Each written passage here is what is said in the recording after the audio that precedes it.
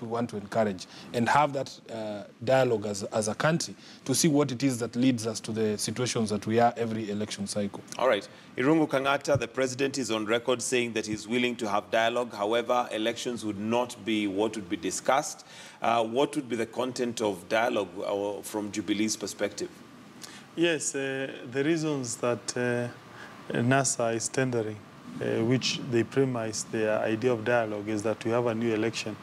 One, that is extra-constitution, is not possible from a legal point of view. Number two, it will not even cure anything. Even if, in the worst-case scenario, they were to win, where we have a repeat election, they will not even win with a 60% or whatever. They will win with some few points. And again, tension will continue to fester continuously. So it appears the problem is in the Constitution. And those who are opposed to the Constitution appears they were right in 2010, including my Deputy President, William Ruto. That is where the problem lies. And look at, since the introduction of multipartyism, which election or referendum where we found the winner has been accepted by the loser. You have to look at 1992, there was a lot of chaos, 1997, but in the 2002, there was no chaos. In 2005, with the government lost in a referendum, there was no chaos, it accepted. 2007, there was chaos. 2010, there was a referendum, there was no chaos. And then we have had two other contested, highly contested elections thereafter.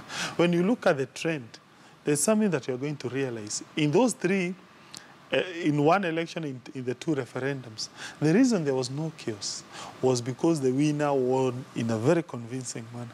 So maybe the problem appears is in the Constitution, where you have a situation where when you defeat your competitor and you give him quite a small margin, he takes that advantage to go and whip his political base and say, no, we have been stolen. Whereas indeed, he may have been defeated in a free and fair manner. Is that really an issue with the Constitution, or just by virtue of the fact that they cannot accept to lose? No. It is the Constitution in the sense that maybe the threshold that was established for a person to win, maybe one can argue maybe was quite low. I have seen some people saying our Constitution is what we call a Ferrari Constitution, as opposed to what would be a good Constitution that we may call a Matatu Constitution. That is, you may want a situation where the person winning has a huger mandate across the country, as opposed to where one or two maybe people can cobble up a good coalition and be able to acquire power. And that has to do with the Constitution. And by the way, when you look in other so-called ethnically divided societies, there's a way they engineer the Constitution to ensure the person who is winning has quite a larger mandate. That is where probably we can start a conversation. But the point is, whether you do an election today, whether you do an election tomorrow, whether you do an election after 3 years or even after 90 days they are talking, I don't foresee a situation where Raila Odinga will be happy. We'll always have that notion, no, I've been stolen, I've been stolen. No, so but probably to be fair, his argument is that if he's to lose, then let him lose in a free, fair, credible environment and a level playing field. Are you convinced that the election we had on the 26th was completely free and fair? Yes, it was. And you see my point I'm trying to argue.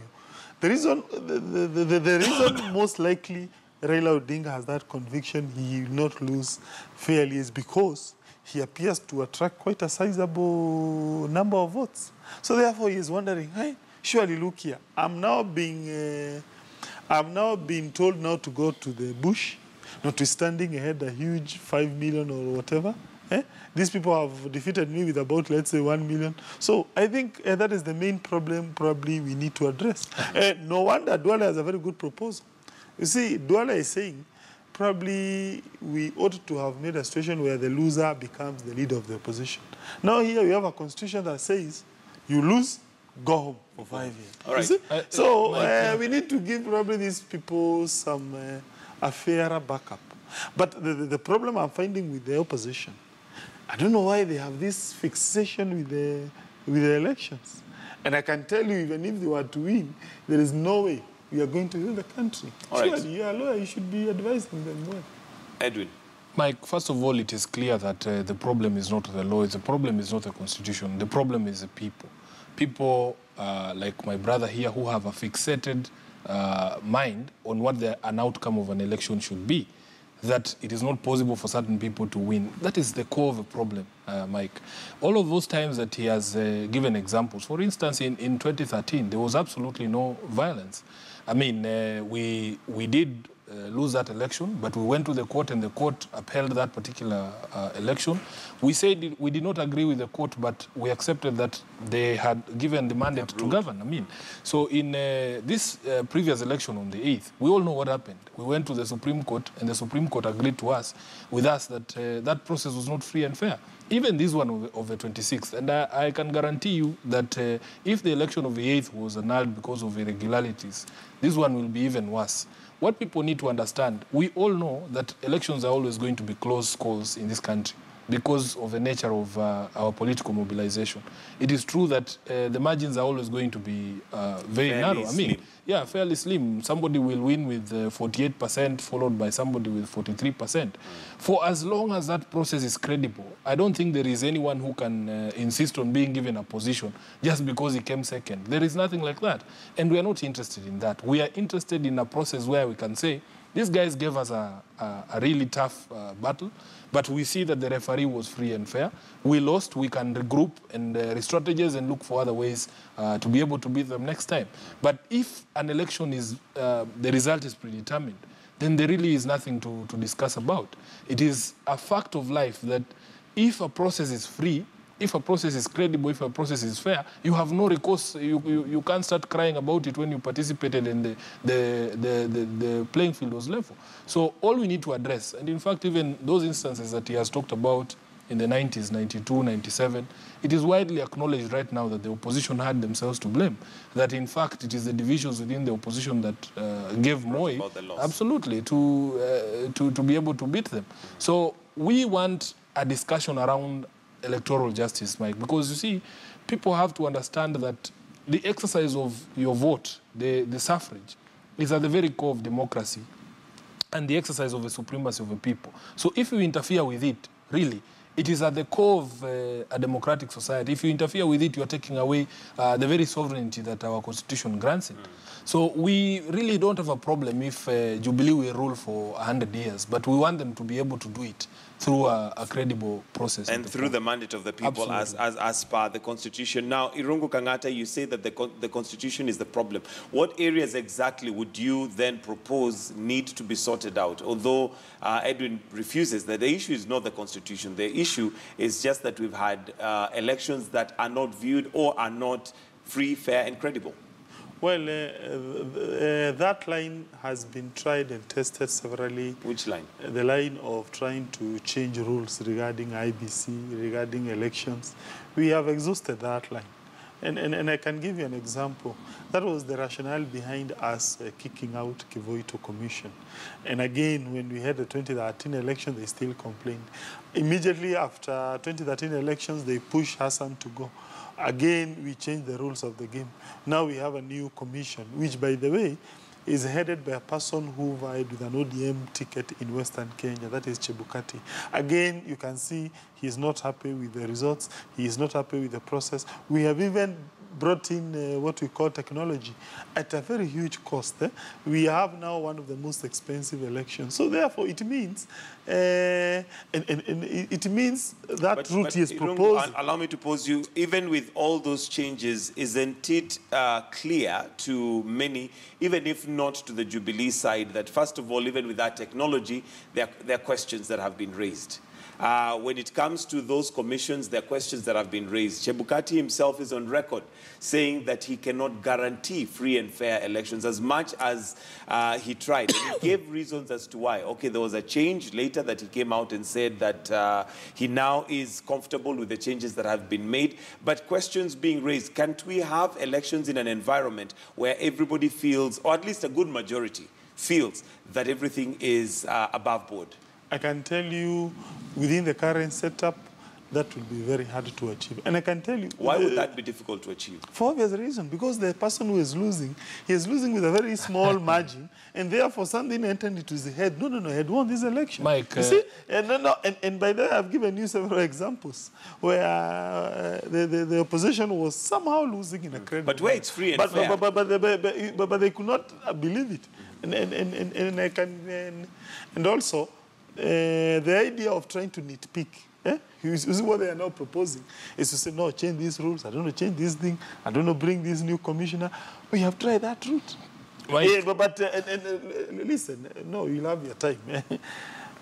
And by the way, it is not even presidential contest alone that we see such kind of feelings. When you go to, let's say, a gubernatorial contest, to a member of parliament contest, wherever you defeat your competitor with a huge margin, that competitor tends to be contented. But when you defeat him with about 5 or 10 votes, or even, let's say, 5%, there is always a nagging perception of it. And I think it is okay, it is okay to have that nagging issue, but that's where now rules, regulations, and everything comes into play, such that when there's an argument, put everything on the table and show the figures, show everything, and that speaks for itself. Fine. By the way, from where we sit as Jubilee, by the way, we wouldn't mind such kind of a scenario. By the way, even with the servers not being open? No. I wouldn't mind us. Mike, no, listen. No, look here. He will talk for the whole morning. Look here. No, the second election, the second election that we have had, the one of 26th of October, they were given an opportunity to come and observe the server from morning to evening. They refused to take up that position. Why didn't you come? First of all, it is ridiculous for you to... You are given an opposition. Just listen. I think you've spoken enough. First of all, it is ridiculous for you to suggest that we would come to observe the opening of a server in an election we did not participate in. In fact, it did not happen. Our position has been that there was no election. So you can't invite us to a process that is post that particular exercise on the 26th. No, why would you be opening a server? No, you are given an opportunity to come and observe the server. All right, Senator, allow him to finish his point. Kangata, I was part of that process of the audit of the technology following the election of 8th of August. And it was a finding of the Supreme Court, and you as an advocate know that the Supreme Court already found that there was non-compliance with the order of the court to grant access. It is not about observing a server. What is observing a server? It was to grant access to the server, to the database, to the logs, for us to be able to see and to ascertain to ourselves and prove to ourselves that, in fact, the suspicions that we had that the technology was tampered with was unfounded. And the fact that the IEBC refused to grant that access, the court actually drew a negative inference that there was something to hide. It is not us who said that. It is the court that said that.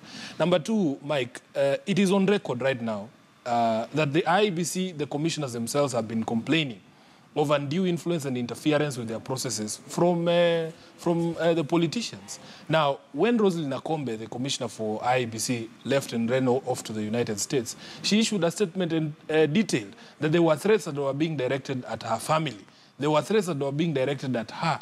There was clear capture of the commission by a section of the politicians, and this is the Jubilee side, that there are 4 commissioners who come to work every day with a predetermined position without even giving time for the merit of a position to be taken by the commission. They come with predetermined votes. The chairman is telling you that on many occasions he has proposed things that he thinks are right for the country for us to be able to have a credible process, but that he has been countermanded at every turn by these same commissioners. Those are things that should make anybody worry. Those are things that would impeach any argument for the credibility of an election. So, Mike, the problem is not whether Chebukati was an ODM member or not. We are saying, even on the previous times, the case against Kivuitu was made by the Kriegler Commission. Everybody knows this. The case against Hassan and his team was also made out. We had their counterparts in the UK being jailed for taking bribes from them. I mean, it is not that, what Jubilee want to do is to push this stereotype of Raila Odinga as a serial loser, and that all he does is complain. Yet they forget that there is an argument behind every complaint that has been lodged as against these people. So it does not matter how many times injustice manifests itself. You are not precluded from complaining because you have complained 3 times. If something is wrong, you still have the opportunity and right to say that this is wrong once again until we have a perfect system. All right, moving forward now, NASA, which has a branch known as National Resistance Movement, is going about and is coming up with the People's Assembly, and there is the Resistance Movement. Yes. Now, has this been thought through, given that some of the products that you're calling for boycott, for instance, use of a certain mobile phone provider, some of the businesses that NASA also runs on these mobile phones. Are you being genuine? Are you actually going to boycott those, even including the businesses that belong to some of the NASA members? First of all, you must understand that NASA is the only political outfit in this country that thinks through everything. By the time we come, in fact, just look at the time period between the announcement at Uhuru Park that there was going to be a boycott and the enlisting of the first products to be boycotted. There was a lot of consultation, a lot of research that went into those things. We don't do things at the spur of a moment. That one we've left for Jubilee. Number two, it is not expected that a revolution or a resistance will be painless, Mike. It is a painful process. It is a difficult process. Nobody said it was going to be easy. Some of the steps that we're going to take, we are going to actually cause pain to ourselves. But as I've told you, it is like cutting off a leg or a limb to save the body. It is going to be painful, of course. But we have to do this at the moment because these are the corporate underwriters of the dictatorship. And our aim is not even to hurt those companies. Our aim is to hurt the dictatorship because this is the lifeblood of the dictatorship. So if, for instance, we have to bring down a house, and one of the attitudes that we've been met with is people think that we are too small and insignificant, a population to be able to effect the changes we're talking about. You know, I'll give you the analogy of an ant. An ant is a very small animal, but in sufficient numbers, they can actually bring down this building. We want to tell our NASA supporters, you ignore the ridicule. You ignore all the insults that are being thrown our way and people telling us this boycott will not work. The boycott will work. It is already working. I personally will no longer use Safaricom. You can't reach me on that number. I have already moved on.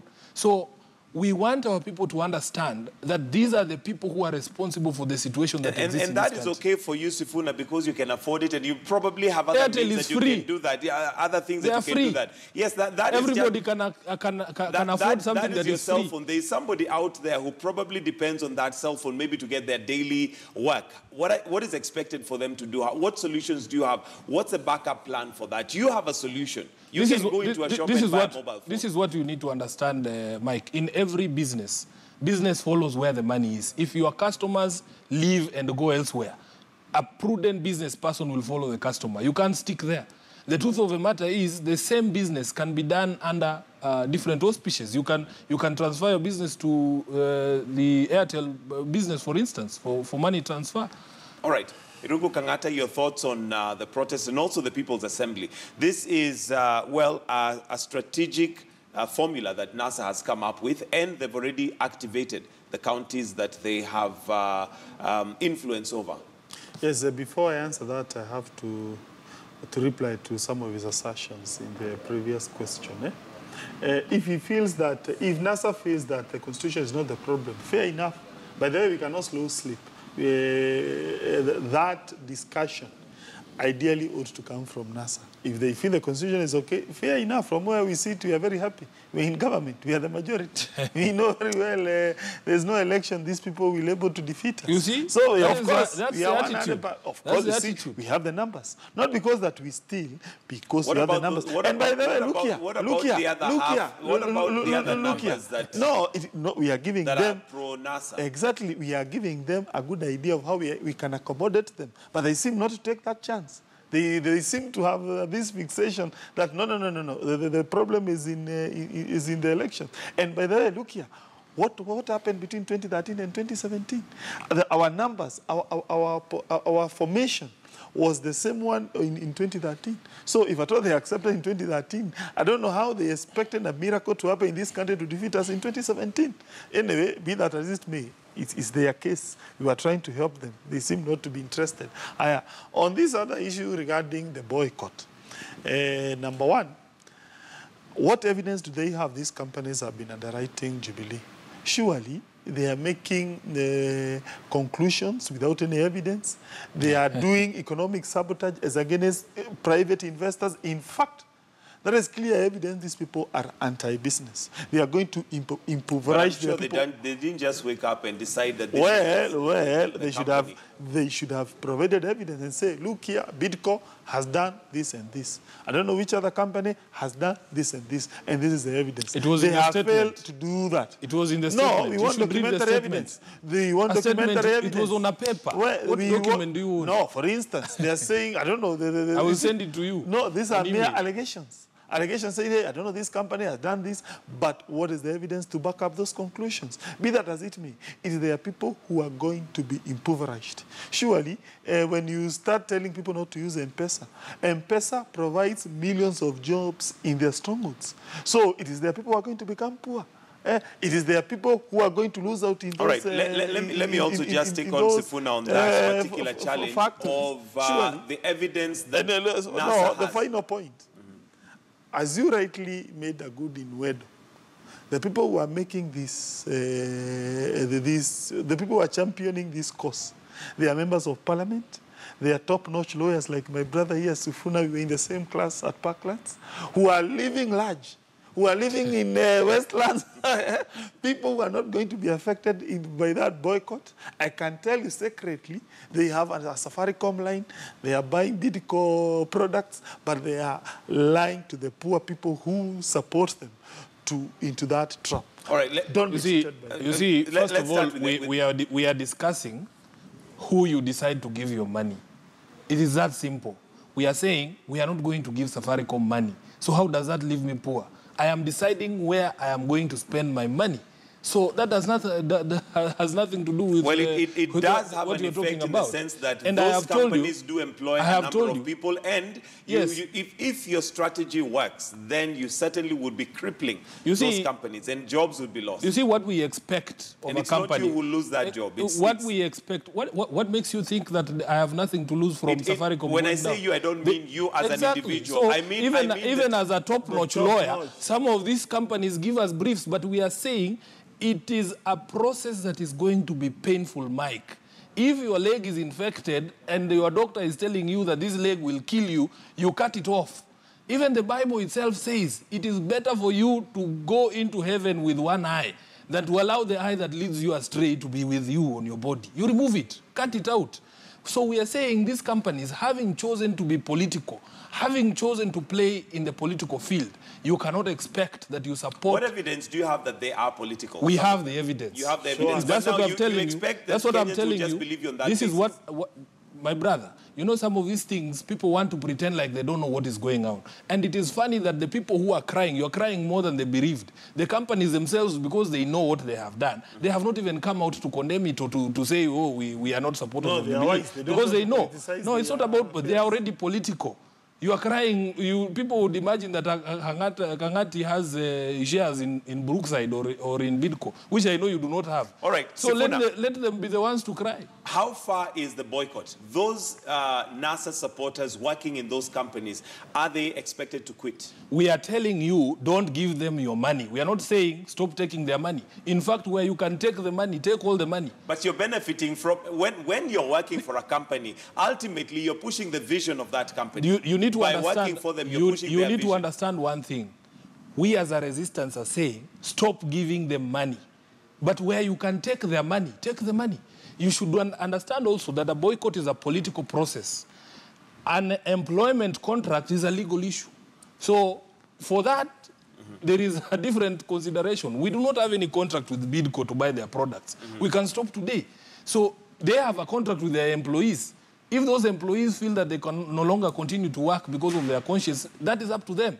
But for us, we are saying we will not give them our money. But boy, it's a vicious circle, Edwin, because if you stop buying the products, ultimately that company stops making money, stops functioning. We hope they do. We hope people. they do. We hope Bidco closes down. We hope Safaricom shuts down. So what alternatives do you have because for those they have taken an active position in the politics of the country. Can I comment? Yeah. One of the main weaknesses of NASA as a political outfit has always been its poor understanding of economics. In fact, one of the reasons why I can never support Raila Odinga is his failings on the area of his understanding of how economics works. Because number one, look at these 3 companies. Apart from Safaricom, which by the way originally was a Kenyan company, all these are homegrown Kenyan companies, which if we intend to become a Vision 2030 society, they are going to provide that engine. Why? They do manufacturing. Okay, they do manufacturing. They are owned by Kenyans. Vast majority of what we use, manufactured goods, are usually imports. We all know there's no country that has ever become rich by importing goods. But no, allow me to converse that point because it's crucial. I'm trying to manage time because let them do business, not politics. No. Once you do politics, you are a political party. Allow me to give him what we call basic understanding of microeconomics. That without manufacturing, without moving the society from what we call a rural and agricultural society to a manufacturing industrial society, we will never move an inch. Now, this is the question. By the way, look here. The 3 companies, 2 of them are Kenyan. This other one, by the way, is essentially, in terms of branding, in terms of employment, a Kenyan company. Here's the question, surely, then you start sabotaging such companies. All right. Here's the question, Look here, fine.